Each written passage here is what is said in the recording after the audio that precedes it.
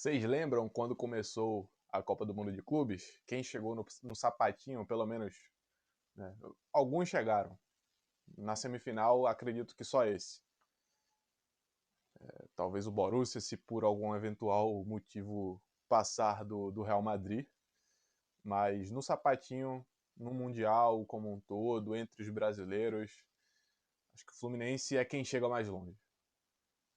E não estava num grupo fácil, né? Eu lembro que o Mamelodi fez o último jogo contra o Fluminense na fase de grupos, de quem ganhasse ali se classificava.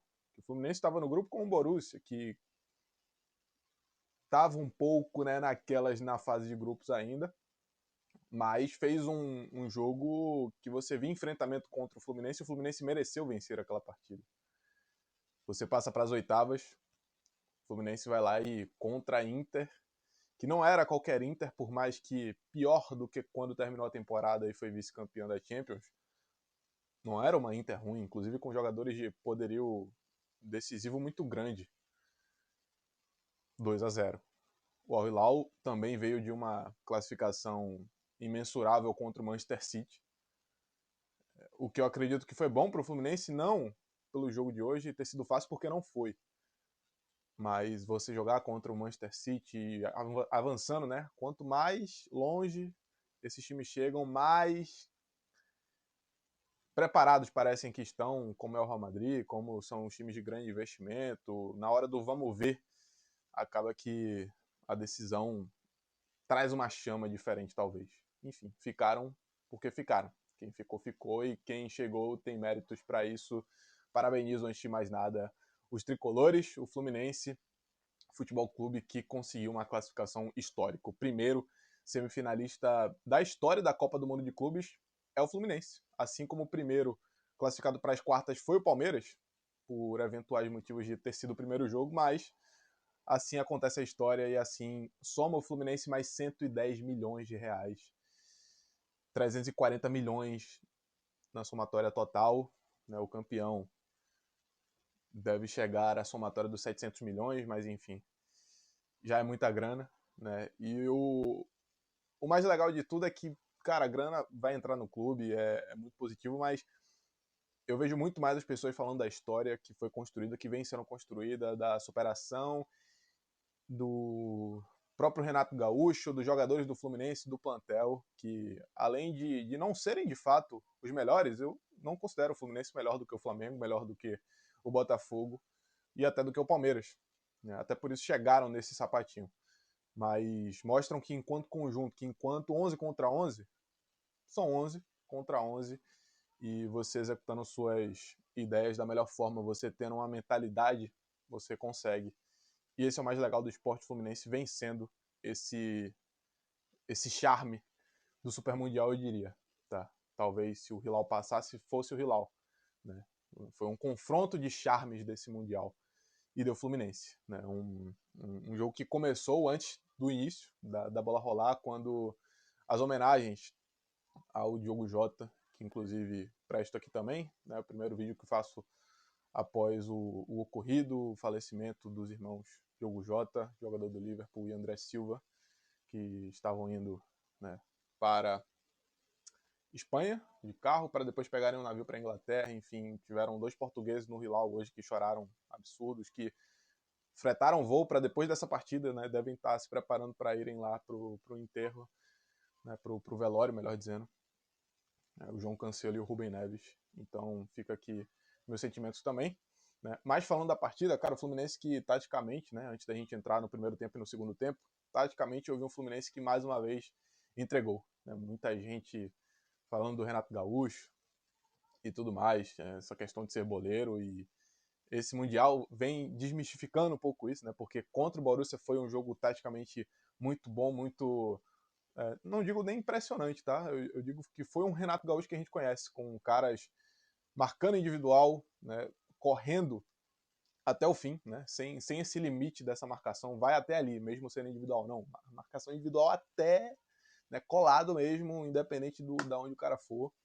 É uma marcação que você faz, né, no caso do Fluminense hoje, numa linha de 5 marcando alto, né? Muita gente, quem joga em linha de 5 é defensivo. O Fluminense estava com linha de 5 marcando acima, né? Na frente da sua linha de meio de campo, da linha de meio de campo do jogo em si, né? E marcando alto, né? Então, independente de quantos zagueiros você tem, a forma, a postura com que o Fluminense fazia essa linha, esse estilo, esse sistema defensivo, essa organização defensiva era muito interessante. Atacava também mantendo os 3 zagueiros na base, com geralmente alguém na frente, muitas vezes ali um Martinelli, né? E mais 2 à frente desse primeiro volante, que muitas vezes eram esses carregadores de bola, para, né, a bola chegar justamente nos 4 da frente que faziam essa última linha, que variava, né, muito essa questão de formação, de esquema. Mas era meio que esse o esqueleto para o Fluminense começar a flutuar nessa organização ofensiva. Dentro do primeiro tempo, foi um jogo que parecia sem grandes chances, né? Parecia um jogo muito franco entre as duas equipes. O árbitro muito bom, inclusive. Deu amarelo na hora que tinha que dar, nos 2 tempos. Foi um cara muito controlador do jogo, sem ser o grande personagem do jogo. Né? O árbitro ele foi preciso, deu amarelo pro Coulibaly por simulação. Talvez tenha sido um pouco rígido, porque teve o contato, né? E quando tem um contato, dependente dele ter se jogado ou não, não é simulação, não é cartão amarelo. Teve o pênalti que ele marcou no primeiro tempo também, mas o Marcos Leonardo ele faz até uma encenação mais do que a do Coulibaly ali, mais enganadora, né, do que a do Coulibaly, e que dá a impressão de pênalti naquele momento, né, quando você tá no campo ali e tem o auxílio do VAR pelo menos, marcou, acabou indo no VAR, corrigiu o erro. Aí, tirando isso, é um cara que foi muito interessante, deixou a partida correr, quando não, controlava esse jogo, dava cartão quando tinha que dar. Eu dou esse destaque ao juiz, já que a gente está tendo arbitragens não tão legais por aqui. Nesse contexto desse jogo franco, desse jogo de duelos do Fluminense e do Hilal brigarem, né, pela bola, pelas chances, mas fatiarem também, né, quando um chegava, um matava, quando o outro chegava, o outro matava. Mas o Fluminense ganha um prêmio, né? É recompensado, é muito recompensador quando você faz um gol nesse contexto, e o Fluminense fez. Esse jogo apertado, né, no que a gente pode considerar aí indo para o chuveiro, do intervalo, o Martinelli acerta um petardo, e aqui a gente fala de Xerém, a gente fala de um cara cria da base, que tem 23 anos, que acerta um chute no ângulo, numa quarta de final de Copa, contra um excelente goleiro com um pé ruim. Esse chute do Martinelli foi com o pé ruim, foi com o pé esquerdo. A base resolvendo, o Fluminense que do Thiago Silva a quem fez o gol, mostrando que a base salva em muitos momentos, né? A base salva. Depois disso, um primeiro tempo que caminhava para ser esse primeiro tempo morno, acaba com um gol do Fluminense, com uma defesaça do Fábio na cabeçadaça do Coulibaly, e também no pênalti anulado do Marcos Leonardo. Então deu essa emoção para voltarmos ao segundo tempo com um empate de mais uma vez, Marcos Leonardo, e aí parecia que o filme vai se repetir. O Hilal perdendo o primeiro tempo para o Fluminense, para o City por 1-0, volta para o segundo logo no início, Marcos Leonardo vai lá e empata o jogo. Um balde de água fria.